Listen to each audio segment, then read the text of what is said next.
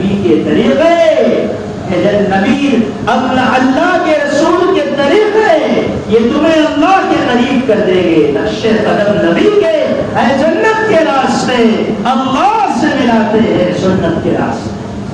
اور جب تم اللہ سے مل جاؤ گے تو اللہ کہتی کو طلبہ بنا دے.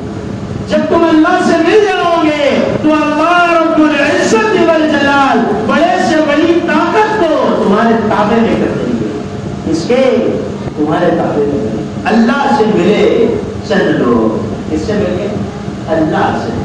اور ایک جنگل میں ان کی جماعت پہنچ گئی، افریقہ کے جنگل میں وہاں پہنچ گئے. صحابہ ساتھ میں ہیں.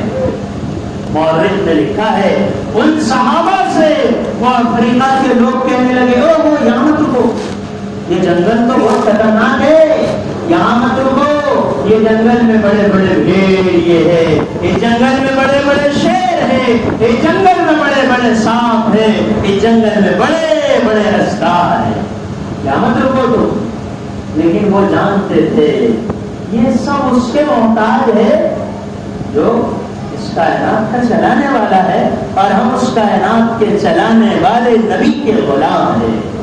اس کائنات اس کائنات کے چلانے والے اللہ کے جو رسول ہیں ہم ان کے غلام ہیں. لوگوں نے کہا ہے یہاں مت ٹھہرو، انہوں نے کہا ہم یہی ٹھہریں گے. کہاں ٹھہریں گے؟ یہی ٹھہریں گے.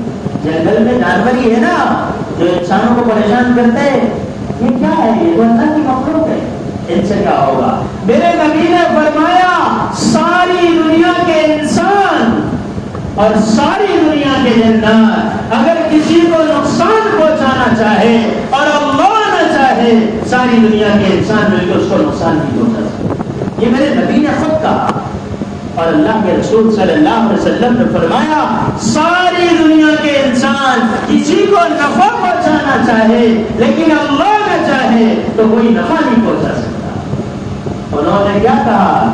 جو جماعت کے امیر تھے انہوں نے جنگل کی طرف دیکھا اور جنگل کے جانوروں سے کہا اے جنگل کے جانوروں ہم محمد رسول اللہ کے غلام ہیں.